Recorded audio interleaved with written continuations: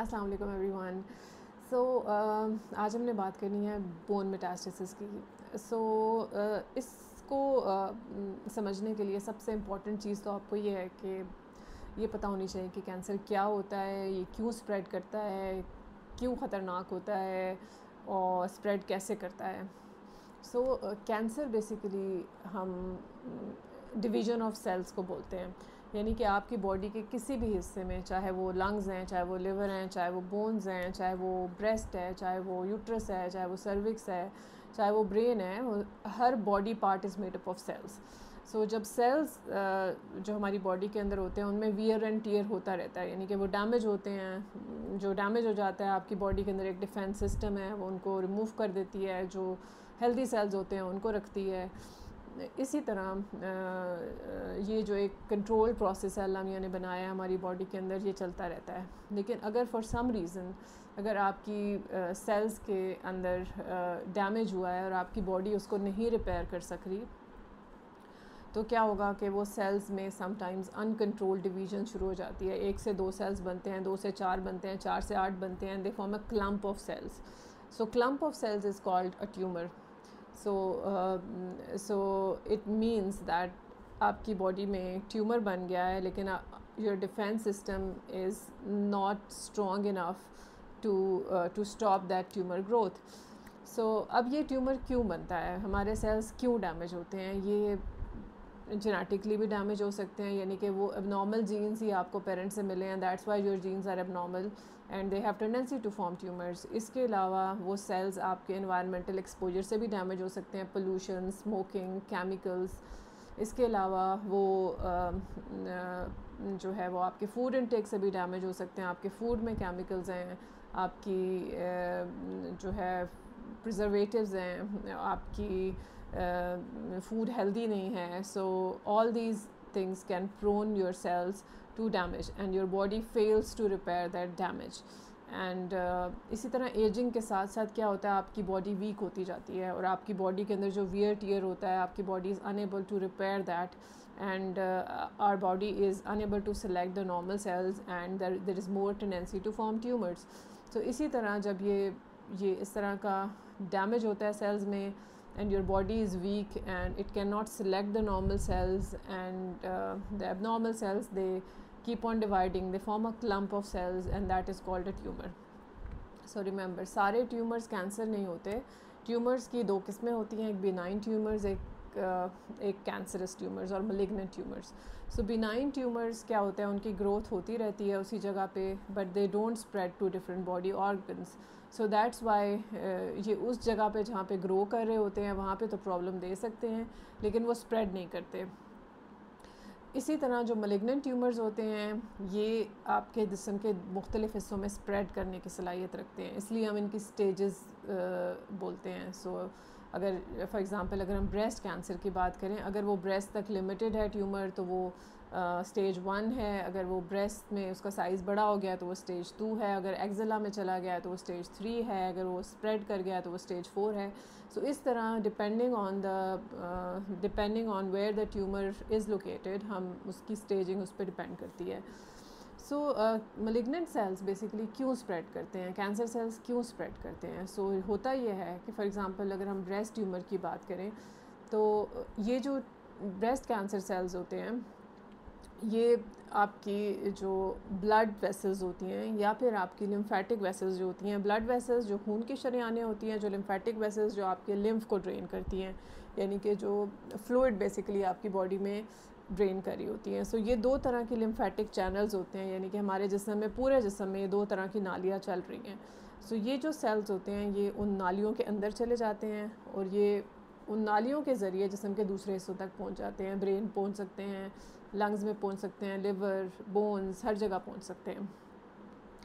इस तरह ये जाके दूसरे ऑर्गन में बैठते हैं, वहाँ पे डिवाइड होना शुरू हो जाते हैं, वहाँ पे ट्यूमर बना लेते हैं। इस तरह फिर वो एक ही ऑर्गन में कई जगहों पे they can sit and they can form tumours.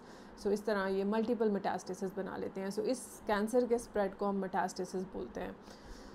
अब कुछ कैंसर ऐसे होते हैं जो लिम्फ के थ्रू ज़्यादा स्प्रेड करते हैं, कुछ कैंसर्स ऐसे होते हैं जो ब्लड के थ्रू ज़्यादा स्प्रेड करते हैं। अगर लिम्फ के थ्रू स्प्रेड करें तो वो लिम्फ नोड्स में जाएंगे, वहाँ पर वो लिम्फ नोड्स एनलार्ज हो जाएंगे, गदूद बन जाएंगे आपकी गर्दन में, बगल में, पेट में।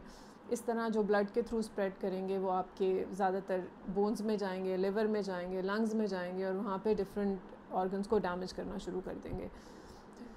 इसी तरह कुछ ट्यूमर्स ज़्यादातर बोन्स में स्प्रेड करने की सलाहियत रखते हैं, कुछ ट्यूमर्स ज़्यादातर लंग्स में स्प्रेड करने की सलाहियत रखते हैं। जिस तरह अगर हम ब्रेस्ट और प्रोस्टेट कैंसर की बात करें तो इन दोनों कैंसर्स में सबसे common site of metastasis is bones and is mainly bones. इसके अलावा अगर हम और कैंसर्स जिस तरह किडनी कैंसर की बात करें तो most common site of metastasis is lungs. इसी तरह कोलोरेक्टल कैंसर की बात करें तो most common metastasis is liver. So every cancer can metastasize to anywhere in the body, but the commonest sites we know and we suspect कि colorectal है तो सबसे पहले इधर जाएगा. So this is how we do some predictions and our assessments. So bone metastasis क्या होती हैं? जब कैंसर बोन्स में स्प्रेड करता है तो वो आपकी हड्डियों को कमज़ोर कर सकता है, ना सिर्फ कमज़ोर कर सकता है, हड्डियों में पेन कर सकता है, हड्डियों को फ्रैक्चर कर सकता है। और बाज़ औक़ात अगर स्पाइन में स्प्रेड करे, यानी कि आपकी कमर की हड्डी में स्प्रेड करे, तो आपकी स्पाइनल कॉर्ड और नर्व्स पे प्रेशर डाल के बाज़ औक़ात ऐसे भी पेशेंट्स होते हैं जो पैरालाइज हो जाते हैं। बोन मेटास्टेसिस के बहुत सीरियस कॉन्सिक्वेंसेस होते हैं। पेन तो इनिशियल कॉन्सिक्वेंस है, यानी कि आपको जब बोन मेटास्टेसिस स्टार्ट होती है तो आपको किसी ख़ास जगह पे जहाँ पे बोन अफेक्टेड है उस जगह पे पेन होगा, पेन मेडिसिन से वक्ती रिलीफ होगा, अनलेस कि आप कैंसर का ट्रीटमेंट नहीं स्टार्ट करेंगे। इसी तरह अगर वो डिफरेंट बोन्स में स्प्रेड करे, अगर आपके बाजू की हड्डी में स्प्रेड किया है तो बाजू की हड्डी फ्रैक्चर हो जाती है, टांग की हड्डी में स्प्रेड किया है तो फ्रैक्चर हो जाएगी, कमर की हड्डी में स्प्रेड करेगा तो स्पाइनल कॉर्ड पे डैमेज करके प्रेशर दे के वो पैरालाइज कर सकती है। तो इस तरह different bone metastasis different areas में होते हैं और डिफरेंट कॉन्सिक्वेंसेस होते हैं। अगर सर की बोन में स्प्रेड करेगा तो हेडेक्स होंगे। तो हम पेशेंट्स विद डिफरेंट साइट्स और एक्सटेंसिव बोन मेटास्टेसिस, मतलब you name any bone in the body and we see its metastasis. हम जॉ बोन में भी मेटास्टेसिस देखते हैं, ऑर्बिट में भी देखते हैं, हम सारे स्पाइन में देखते हैं, फुट में देखते हैं, नीज़ में देखते हैं। Every site can be affected with metastasis. और जो मोस्ट कॉमन कैंसर है, जैसे मैंने आपको बताया, वो प्रोस्टेट कैंसर और ब्रेस्ट कैंसर होते हैं जो कि बोन्स में स्प्रेड करते हैं। इसके अलावा lung cancer, melanoma, kidney cancer, ये सारे भी बोन्स में स्प्रेड कर सकते हैं। हमें कैसे पता चलेगा कि किसी का कैंसर बोन में स्प्रेड किया है? जनरली जब हम स्कैन करते हैं तो हम उसमें आपकी कुछ बोन्स इंक्लूड हो जाती हैं, जिसमें स्पाइन इंक्लूड होती है। तो जब भी किसी पेशेंट का स्टेजिंग के लिए स्कैन होता है, सीटी, चेस्ट, एब्डोमेन, पेल्विस, तो हमें आइडिया दे देता है कि आपकी जो मेजॉरिटी बोन्स हैं वो अफेक्टेड हैं कि नहीं हैं। और इसके अलावा हम एक और टेस्ट करते हैं जिसको हम बोन स्कैन बोलते हैं। Bone scan is a scan जो कि पर्टिकुलरली बोन्स की असेसमेंट के लिए होता है। और अगर बोन्स में स्प्रेड करता है, तो अगर बोन्स में कैंसर का स्प्रेड होता है तो वो बहुत अर्ली हमें बता देता है। बोन मेटास्टेसिस के लिए को देखने के लिए हम बोन स्कैन करते हैं। इसके अलावा पेट स्कैन एक टेस्ट है जो कि पूरी बॉडी में मेटास्टेसिस को इंडिकेट करता है, चाहे वो बोन्स में हो, चाहे लंग्स में हो, चाहे वो लिवर में हो। ये जो 3 टेस्ट हैं ये स्टेजिंग के लिए इस्तेमाल होते हैं, यानी कि पता करने के लिए कि कैंसर किस किस जगह पे स्प्रेड है या स्प्रेड है भी सही कि नहीं है। जब हमें किसी का बोन्स में स्प्रेड पता चलता है तो हमारी जो पहली जो प्रायोरिटी होती है वो ये होती है कि पेशेंट की पेन को रिलीफ़ किया जाए अगर पेन है तो हम पेन रिलीफ़ करते हैं। इसके अलावा कुछ इंजेक्शंस देते हैं जो कि ख़ास बोन में डिजीज़ को रोकने के लिए होते हैं, जो कि वंस एवरी मंथ या वंस एवरी 3 मंथ्स दिए जाते हैं। ये इंजेक्शंस आपकी बोन के वियर एंड टियर को स्टॉप करते हैं। इसके अलावा अगर किसी पेशेंट को बहुत ज़्यादा पेन है किसी जगह पर, तो वहाँ पे रेडिएशन भी दी जा सकती है और रेडिएशन इमीडिएट पेन रिलीफ में बहुत ज़्यादा हेल्पफुल होती है। इसके अलावा ऐसे पेशेंट्स जिनकी स्पाइन में कैंसर होता है और उससे स्पाइनल कॉर्ड इफ़ेक्ट हुई होती है, उनको अर्जेंट सर्जरी या अर्जेंट रेडिएशन का मशवरा दिया जाता है। सर्जरी इसलिए ज़रूरी होती है कि अगर उनकी टांगें पैरालिसिस की तरफ जा रही हैं तो उसको फ़ौरी तौर पे रिवर्स किया जाए और उनको हमेशा के लिए पैरालाइज होने से बचाया जा सके। और रेडिएशन इसलिए ज़रूरी होती है कि वहाँ पे ट्यूमर को एक अच्छे टाइम के लिए कंट्रोल कर दिया जाए उस क्रिटिकल साइट पे। इस तरह खुदा न खास्ता अगर हमारे पास कोई पेशेंट फ्रैक्चर से आता है तो हम अपने फ़ौरन ऑर्थोपेडिक सर्जन से मशवरा करके उस फ्रैक्चर को फिक्सेशन कराते हैं और उसके बाद उसको रेडिएशन देते हैं ताकि ट्यूमर को भी वहाँ पे कंट्रोल किया जाए। इवेंचुअली ये सारे ट्रीटमेंट्स पेन कंट्रोल के लिए हैं या फिर आपकी क्वालिटी ऑफ लाइफ मेंटेन करने के लिए या बोन्स में डिज़ीज़ को कंट्रोल करने के लिए हैं। जो डेफिनेट ट्रीटमेंट होता है जो आपकी बोन्स की डिज़ीज़ को ज़्यादा अरसे तक कंट्रोल करता है और जो हीलिंग करता है इवेंचुअली बोन्स की, वो आपकी कैंसर की बेसिकली टाइप या कैंसर कौन सा कैंसर है उसके मुताबिक ट्रीटमेंट दिया जाता है। जिस तरह फॉर एग्जांपल ब्रेस्ट कैंसर है तो उसमें हम depending on the type of cancer either tablets और इंजेक्शन स्टार्ट करते हैं and that is the actual treatment of cancer. So अगर आप सिर्फ पेन मेडिसिन लेंगे या जो मैंने इंजेक्शंस दिए वो इंजेक्शंस बताए वो लेंगे या फिर रेडिएशन लेंगे तो radiation is generally targeted to one bone, और अगर आपका स्प्रेड सारी बोन्स में है तो obviously unless you get a specific treatment for that cancer you will not be able to have proper treatment for your disease. So eventually initial basic measures लेके आपको eventually cancer का treatment start करना पड़ता है। अगर किसी को prostate cancer है तो उसको हार्मोनल ट्रीटमेंट स्टार्ट किया जाता है।